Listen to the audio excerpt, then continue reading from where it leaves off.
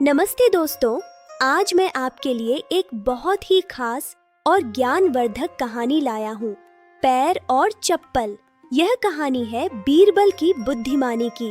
प्राचीन काल की बात है, जब भारत पर महान सम्राट अकबर का शासन था। उनके दरबार में बीरबल जैसे 9 रत्न थे। बीरबल अपनी बुद्धिमानी के साथ साथ अपनी दरियादिली के लिए भी जाने जाते थे। वे गरीबों की मदद करने में कभी पीछे नहीं रहते थे। बादशाह से मिलने वाले बड़े बड़े इनामों को भी वे अक्सर दीन दुखियों में बांट दिया करते थे। उनकी ख्याति चारों ओर फैली थी। मगर वे दान देने में जितने उदार थे, उतने ही चौकन्ने भी। वे जानते थे कि कुछ लोग अपनी झूठी लाचारी दिखाकर उन्हें ठग सकते हैं। एक दिन अकबर के दरबार में कुछ ईर्ष्यालु दरबारियों ने बीरबल की परीक्षा लेने की सोची। वे देखना चाहते थे कि क्या बीरबल धोखे को पहचान पाते हैं। बादशाह अकबर ने एक योजना बनाई। उन्होंने अपने सबसे कुशल सैनिक को बुलाया और उसे एक गुप्त काम सौंपा।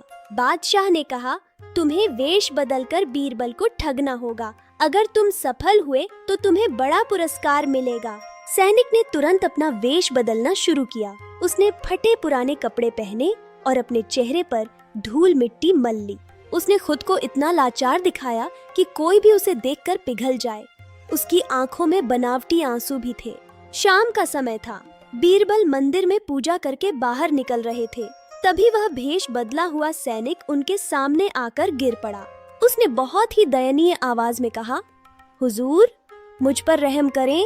मेरे 8 छोटे बच्चे 8 दिनों से भूखे हैं। मैंने सुना है कि आप बहुत बड़े दानी हैं।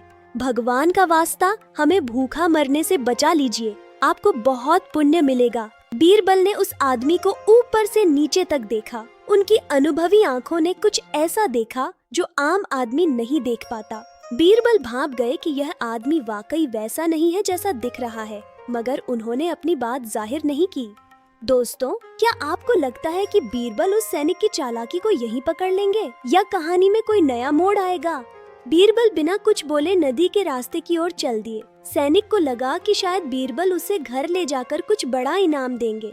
रास्ते भर वह सैनिक अपनी गरीबी की झूठी कहानियां सुनाता रहा। बीरबल बस सुनते रहे और धीरे धीरे चलते रहे।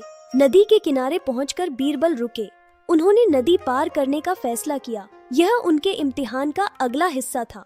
बीरबल ने अपनी जूती उतारी और उसे हाथ में ले लिया। सैनिक ने भी अपनी फटी हुई चप्पल उतारने का नाटक किया। जैसे ही वे नदी के ठंडे पानी में उतरे, सैनिक के पैरों पर जमी धूल मिट्टी धुलने लगी। बीरबल का ध्यान वहीं था। पानी ने सैनिक का असली चेहरा या कहीं असली पैर दिखा दिए। उसके पैर किसी मजदूर के नहीं, बल्कि एक अमीर के लग रहे थे। नदी पार करते ही रास्ता कंकरीला और पथरीला हो गया। बीरबल ने तुरंत अपनी जूतियां पहन ली और आगे बढ़ गए।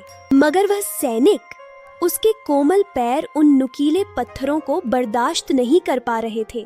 वह दर्द से कराहने लगा। उसे समझ नहीं आ रहा था कि वह क्या करे। नंगे पैर चलना उसके लिए किसी सजा से कम नहीं था। उसका ढोंग अब खुल रहा था। सैनिक ने गुस्से और दर्द में चिल्लाकर कहा, दीवान जी, क्या आप मेरी पुकार नहीं सुन रहे? क्या आपको मेरी लाचारी नहीं दिखती? बीरबल बहुत ही शांत भाव से बोले, मैं तुम्हारी पुकार सुन रहा हूँ, मगर मैं खुद को पापी नहीं बनाना चाहता।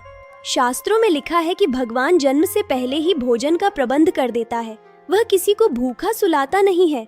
अगर तुम 8 दिन से भूखे हो तो इसका मतलब है ईश्वर तुमसे रुष्ट है। मैं उसके विरुद्ध जाकर तुम्हारी मदद कैसे करूं? मैं तुम्हें भोजन नहीं करा सकता क्योंकि यह ईश्वर की इच्छा के विरुद्ध होगा। इतना कहकर बीरबल वहां से चले गए। बीरबल का जवाब सुनकर वह सैनिक दंग रह गया। वह समझ गया कि बीरबल को बेवकूफ बनाना नामुमकिन है। सैनिक ने महल वापस आकर सारी बात बादशाह और उन दरबारियों को बताई। दरबारियों के चेहरे उतर गए थे। अगले दिन दरबार में अकबर ने बीरबल को बुलाया। पूरी सभा यह जानने के लिए उत्सुक थी कि क्या होगा। बादशाह ने पूछा, बीरबल, कल तुमने एक भूखे बाप और उसके बच्चों की मदद क्यों नहीं की? क्या तुम्हारा दिल पत्थर का हो गया है?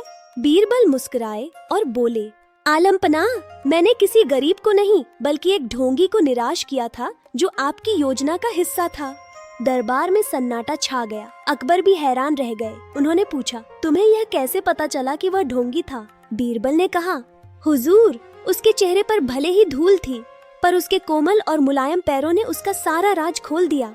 और उसकी जूतियाँ, फटी होने के बावजूद वे बहुत ही कीमती चमड़े की बनी थीं, जो किसी गरीब के पास नहीं हो सकती। अगर वह वाकई 8 दिन से भूखा होता तो उसके शरीर की बनावट और उसके चलने का अंदाज कुछ और ही होता। बादशाह अकबर ठहाका मारकर हंस पड़े। उन्होंने कहा, वाकई बीरबल, तुम्हारी पारखी नजर का कोई जवाब नहीं है। बादशाह ने बीरबल को बड़ा इनाम दिया। बीरबल ने वह इनाम भी वहीं खड़े असली जरूरतमंदों में बांट दिया। इस तरह एक बार फिर बीरबल ने साबित कर दिया कि बुद्धि और अवलोकन से किसी भी धोखे को पकड़ा जा सकता है। तो दोस्तों, इस कहानी से हमें क्या शिक्षा मिली? यही कि दिखावे पर कभी यकीन नहीं करना चाहिए, हमेशा गहराई से सोचना चाहिए।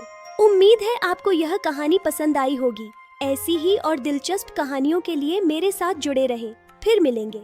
प्रस्तुतकर्ता आरव। कहानी अकबर और बीरबल की बुद्धिमानी। निर्देशक आपका अपना वीडियो एजेंट। देखने के लिए धन्यवाद। अपना ख्याल रखें।